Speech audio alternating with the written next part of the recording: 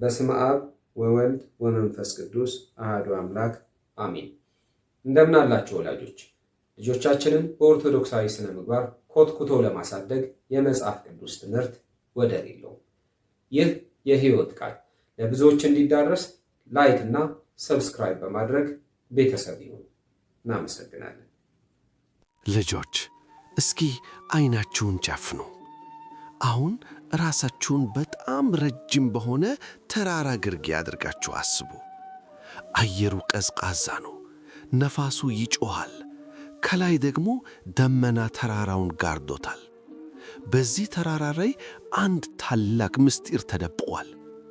ዛሬ የምነግራችሁ ታሪክ ስለ ጀግንነት አይደለም፣ ስለ ጦርነትም አይደለም፣ ስለ አንዲት ልብ ነው። ለፈጣሪዋ ፍጹም ስለታመነች ልብ። በሉ ተከተሉኝ።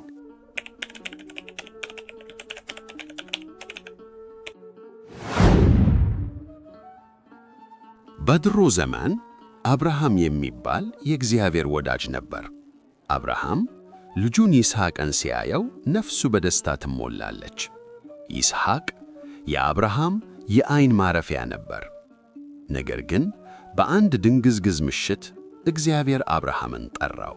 አብርሃም እነሆኝ አለ። የሰማው ቃል ግን አስደንጋጭ ነበር። የምትወደውን አንድያ ልጅህን ይስሐቅን ይዘህ ወደ ሞሪያም ተራራ ሂድና በዚያ ሰዋልኝ። አብርሃም ለምን አላለም፣ እንዴት አላለም። እግዚአብሔር ካዘዘ መልካም ነው ብሎ አመነ።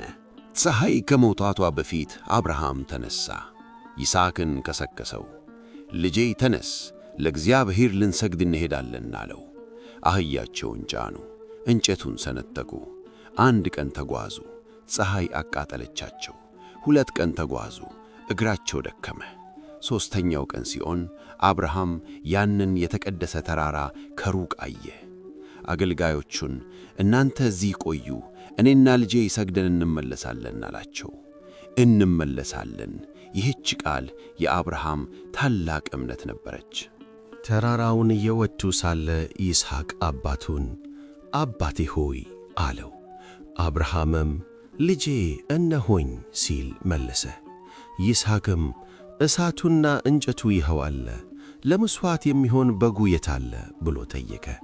የአብርሃም ልብ በሐዘን አልተሰበረም፣ ይልቁንም በታላቅ ተስፋ እንዲህ አለ፣ ልጄ ሆይ መሥዋዕቱንስ እግዚአብሔር ያዘጋጃል። ይህች ቃል በቤተ ክርስቲያን የምትሰማ ትንቢት ነበረች። ተራራው ጫፍ ላይ ደረሱ። አብርሃም መሠዊያውን ቀስ ብሎ ሠራ። ድንጋዮቹን አንድ በአንድ አነባበረ።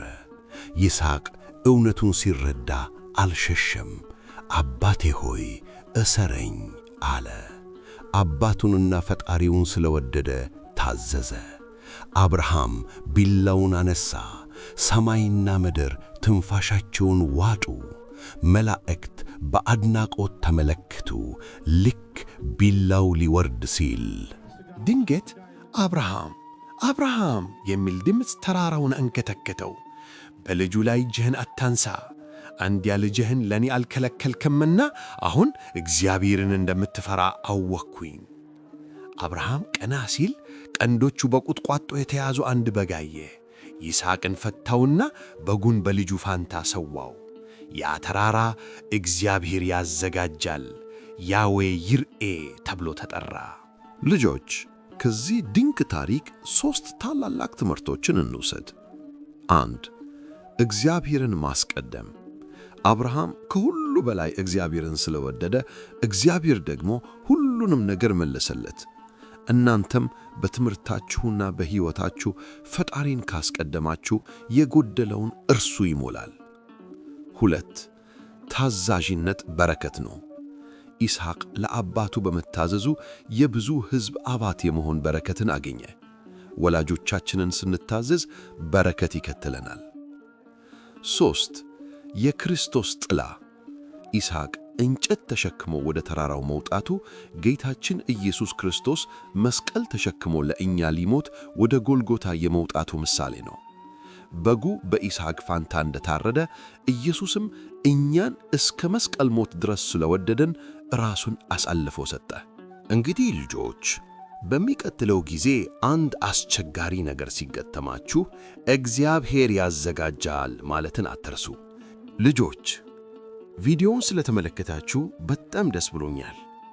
ነገር ግን እውነተኛውና ሙሉ ታሪክ የሚገኘው በታላቁ መጽሐፍ ቅዱስ ውስጥ ነው።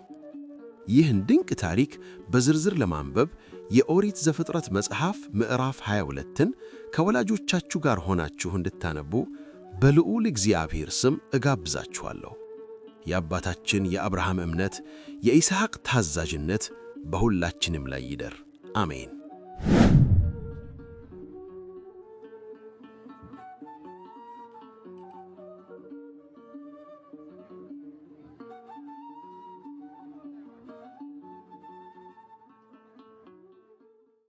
ውድ ወላጆች፣ ኦርቶዶክሳዊና ኢትዮጵያዊ አባት እንደመሆኔ የሃይማኖቴ የልጆችና የሀገሬ ጉዳይ እጅጉን ያሳስበኛል።